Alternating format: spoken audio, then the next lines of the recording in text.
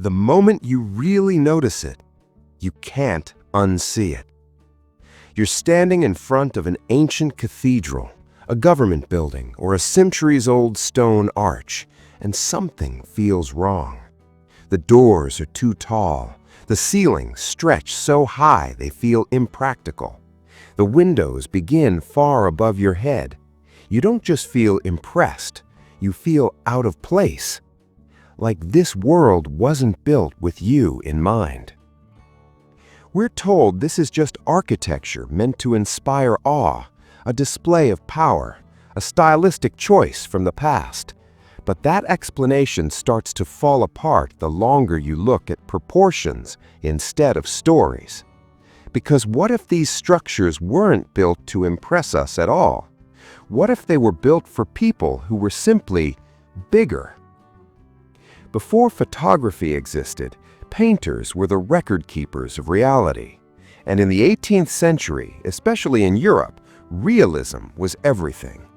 Artists were expected to capture life exactly as it appeared: cities, people, daily routines. Their patrons lived in these places. Mistakes wouldn't go unnoticed.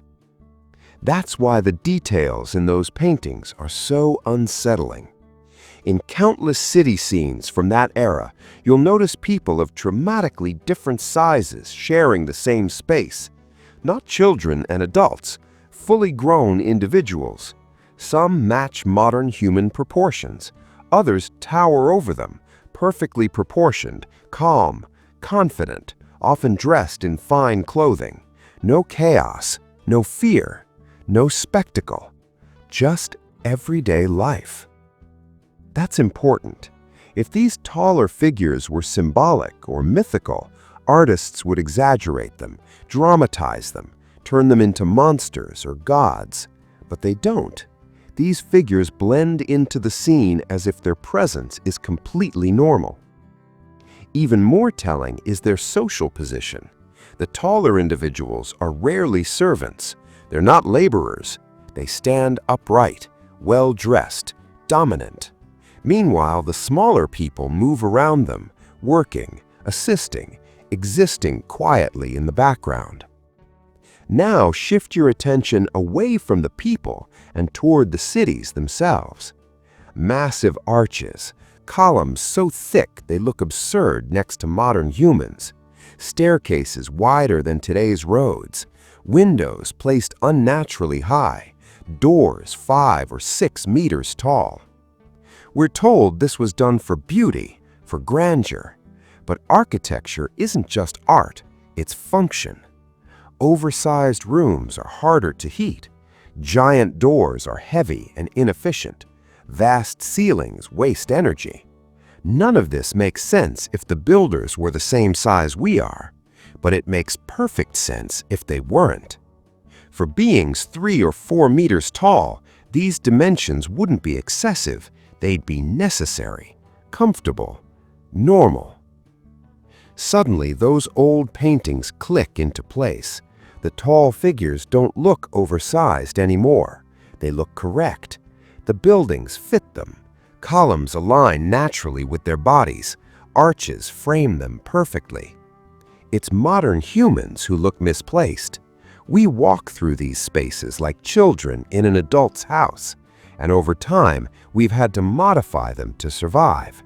Extra floors are added to split massive halls in half. Doorways are bricked up and reduced. Staircases are rebuilt with smaller steps. Elevators replace climbs that exhaust us. We aren't the original occupants. We're the adapters. The most convincing evidence appears when the past and present collide. Take an old painting of a famous structure and compare it with a modern photograph taken from the same angle. This isn't interpretation, it's math. In the painting, a person stands next to a column. The proportions feel natural. The pedestal reaches their waist. Decorative elements align with their torso. Now look at modern tourists in the same spot. Their heads barely reach halfway up that same pedestal. If the structure hasn't changed, then the people have. Simple geometry tells us that the person in the painting would have needed to be over 3 meters tall. And this pattern repeats again and again across Europe. Then there are the objects. Books so large they weigh more than a small child. Pages so big you can't see the entire spread without stepping back. Turning a page requires standing up and using both hands. Weapons modern athletes can barely lift. 2-meter-long swords with clear battle damage. Firearms with stocks too long to brace and triggers too far to reach comfortably.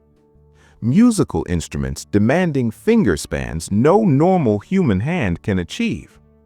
We're told these were ceremonial, symbolic. But ergonomics don't lie. These objects are perfectly designed, just not for us. And this isn't limited to Europe. Ancient Egyptian reliefs repeatedly show towering figures standing beside people who barely reach their knees. We're told this represents social hierarchy, power expressed through size. But that explanation falls apart when you remember these cultures mastered anatomy, mathematics, and engineering. They didn't accidentally misjudge proportions. Medieval cathedrals show knights beside horses that look like ponies, lions no bigger than dogs. Again, we're told it's symbolic, but symbolism doesn't consistently repeat the same physical ratios across continents and centuries. At some point, coincidence stops being believable. So what happened? Why don't we see these people today? The answer may be beneath our feet. Across the world, old buildings have their first floors buried under meters of earth. Streets uncovered during excavations lie far below modern ground level. Officially, this is explained as slow accumulation over time, but it looks more like catastrophe. A massive flood, a mud flow, something sudden. If a larger civilization existed, something ended it, and the survivors weren't them. Smaller humans moved into what remained. They adapted, they rebuilt, they rewrote. Giants became myths because myths are easier than questions. But biology doesn't erase so easily. Photographs from the last 2 centuries show people of extraordinary height, proportional, strong, healthy. Medicine labels them as accidents. But what if they're echoes? Dormant genes resurfacing, ancient DNA reminding us of what once walked this planet. Not mistakes, but memories. If that's true, then the civilization didn't disappear, it dissolved into us. And maybe that's the most uncomfortable truth of all. We like to believe we're the peak, the builders, the masters of this world. But what if we're not the creators, only the inheritors? What if we're living inside the ruins of a civilization that was bigger than us in every way? The stones are still here. The proportions are still wrong. The questions are still waiting. All that's missing is our willingness to ask them. If this world sometimes feels too big for you, maybe that's not imagination. Maybe it's memory.